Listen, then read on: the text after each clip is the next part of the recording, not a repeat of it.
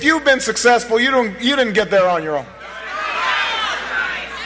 You didn't get there on your own. I'm always struck by people who think, well, it must be because I was just so smart. There are a lot of smart people out there. It must be because I worked harder than everybody else. Let me tell you something. There are a whole bunch of hard-working people out there.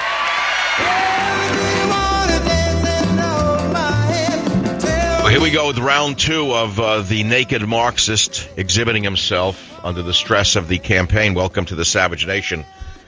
Yesterday we talked about Barack Hussein Obama showing his true self, which he's done many times. Unfortunately for America, he is so skilled at hiding his true Marxist self that people are deceived by it. For example, I'm going to list for you all the menial jobs I've held in my life, and I challenge anyone listening to this show to prove to me that Barack Obama has ever in his life been a factory worker, drugstore sweeper, mowed lawns, shoveled snow, walked dogs, delivered newspapers, been a lifeguard, busboy, waiter, been a bronze cleaner, shoe shiner, pumped gas, changed tires, or washed cars. Those are just some of the menial jobs I, Michael Savage, have held in my life as a young kid and as a teenager to make enough money to, keep things going, whatever, for myself, to go to college, to help out with what my parents gave me the ability to go to college, but I had to support myself while going to college. Obama never supported himself. He's an elitist. He was supported by his grandmother and his grandfather, and yet he gets away with, I'm a poor black man. I'm an oppressed black man, and white liberals are so internally guilty that they voted for him and still think, oh, this is historic. He is a poor black man who rose up from nothing and became president. Nothing could be further from the truth. But it's not about whether he was poor or rich. I'm glad he didn't have to be a factory worker or mow lawns or shovel snow or walk dogs or deliver newspapers or be a busboy and work 16 hours a day or shine shoes or pump gas or change tires or wash cars. I'm glad that he had a rich grandmother or a hardworking grandmother so he could go to Occidental College and, blow dope and snort coke and have a good time and then go on to Columbia and party until he discovered that he was really going to get farther by identifying with his black roots and pretending to be an oppressed minority. Look how it's worked for him. So now that that's worked for him, what do you think he's going to do? He's going to continue to play that card. He's going to continue to play the class envy card, the class warfare card, by turning the have-nots against the haves. So again, it's round two of that show, and I'm going to ask you, if you're a business owner of any kind or a successful person of any kind, America has to hear you. Did the government put you where you are, or in fact, did you have to, let us say, get around regulations and red tape to get where you are? What is the truth of Obama's statement? Is he telling the truth? Did you get somewhere because someone helped you, or did you get somewhere because of your hard work and your willingness to put up with anything really to get where you are? So that show has become a very important show in the annals of radio. WorldNet Daily wrote it up, and it's on michaelsavage.com, and I'm going to read it to you while you're calling me at 1-800-449-8255. We are going to try and finally get Romney to understand that he's an invisible man. He's an invisible candidate. Unless he comes out and starts to attack Obama, Obama's going to win by 10 to 15 points. Obama thus far is winning, and that is because Romney is not running for the office. Romney seems to be running away from the responsibilities he has as the leader of the opposition party. He isn't saying anything. If Romney came out and said that Obama is the most evil president ever, do you think that he would win or lose votes? Well, I'll read it to you and you decide. Savage warns tyranny begins with the kind of rhetoric delivered over the weekend. Any doubt Americans may have had that Barack Obama is a Marxist should be alleviated now after hearing his rhetoric in a speech in Virginia over the weekend. Top Talk radio host Michael Savage told his listeners last night. Asserting that it is governments and not individuals who create jobs, Obama told entrepreneurs Saturday, if you've got a business, you didn't build that. Somebody else made that happen. You didn't get there on your own, the president said. I'm always struck by people who think, well, it must be because I was just so smart. After playing the audio of Obama's remarks, Savage offered a blunt assessment. So there's communism, he said. That's Karl Marx Obama. That's Hugo Chavez Obama. That's Joseph Stalin Obama. This is a very dangerous man. Savage, noting he had studied dictatorships, recalled that tyrannical regimes, quote, begin with innocent remarks like this. This man is the most dangerous, most divisive, most evil, I'll use the word evil, president in the history of America. Savage acknowledged he was stepping up his own rhetoric because the situation requires it and others don't seem to be doing it. Savage warned things don't start the way they end. Let me repeat that because you've never read that anywhere. Savage said things don't start the way they end. He warned, drawing lessons from history. They start with the most innocent remarks like this. The elected Nazi dictator Adolf Hitler, whose rhetoric originated with 19th century French anti-Semites, did not start with death camps, but with relatively benign racial purity laws and statements, and no one stopped him, Savage pointed out. The rhetoric Obama is expressing is not his own rhetoric, Savage said. This is what is deeply embedded in the man's brainstem. He has been inculcated with hatred for the American way from the cradle. The Cambodian dictator, Pol Pot, Savage recalled, was a mild-mannered professor like Obama who went to Paris, studied Marxism, and came back a flaming radical communist. It ended with mountains of skulls, Savage said, with some 2 million people slaughtered in Cambodia's infamous killing fields. Pol Pot, instituting what he was taught at Paris universities, unleashed his Khmer Rouge on anyone with an education, the productive people of society. What does this have to do with that nice man in the White House with such a nice wife and nice children? Savage asked his Savage Nation audience. It starts with rhetoric like this. It unleashes the genie in the bottle. It justifies any acts of betrayal, any acts of hatred, any acts of sabotage against the successful. He called Obama the most hateful man who has ever plagued the White House. Everything is at stake in November, he said. Unfortunately, on the other side, Savage added, referring to presumptive presidential nominee Mitt Romney, we have Mr. Peepers, Mr. Milquetoast, Mr. Check Pants, Mr. Country Club, Mr. Nice Guy. I'll remind you of something else Savage said. Nice guys don't finish last, Mr. Romney. They don't finish at all. As WND reported last week, the new TalkStream Live Power 50, which ranks the top talk radio shows streaming on the web, has Savage in the number 2 spot. TalkStream Live says it sampled more than 1.2 million listeners during the first 6 months of the year to produce this report.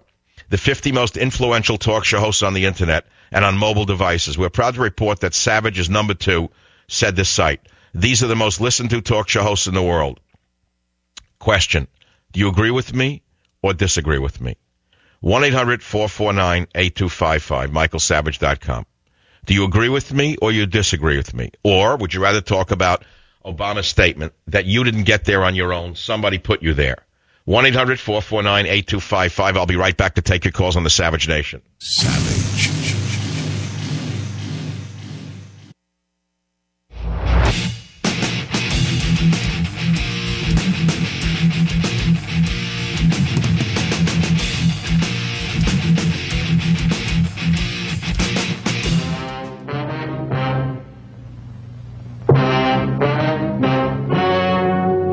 Ladies and gentlemen, the story you are about to see is true.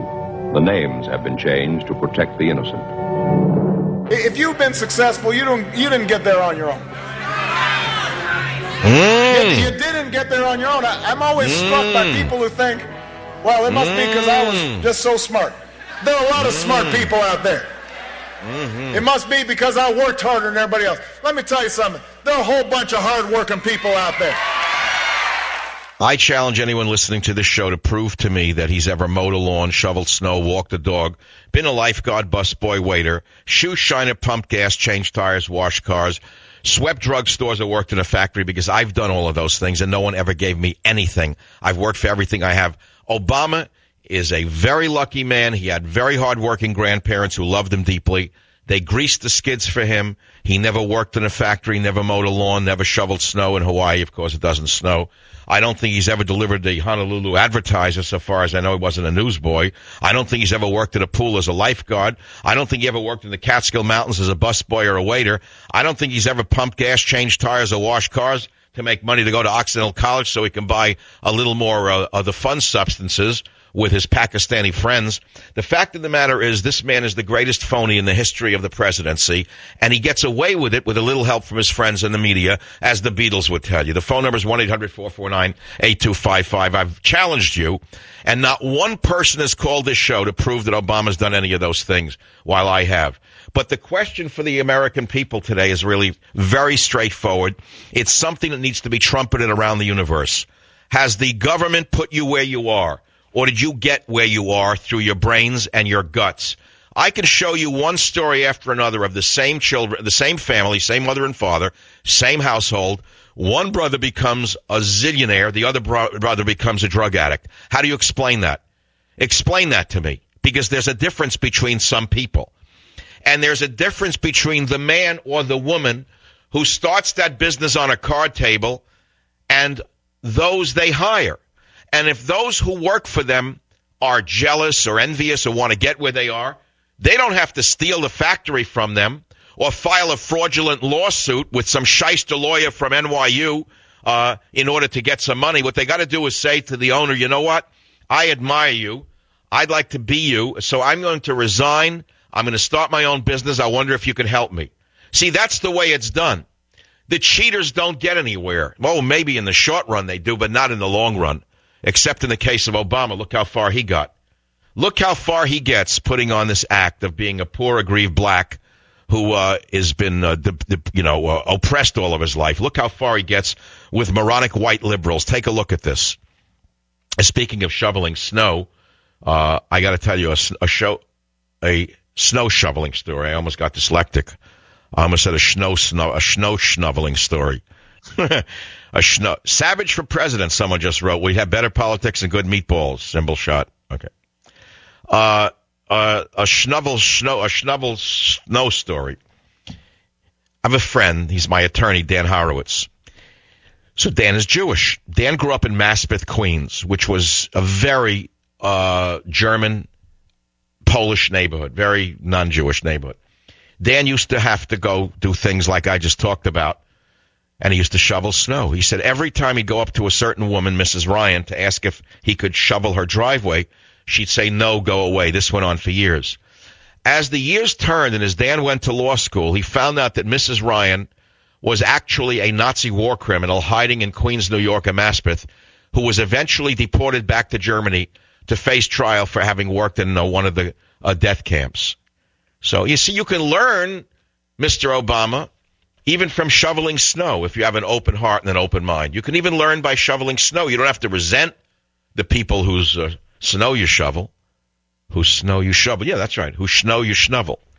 You can, you can even learn from shoveling snow.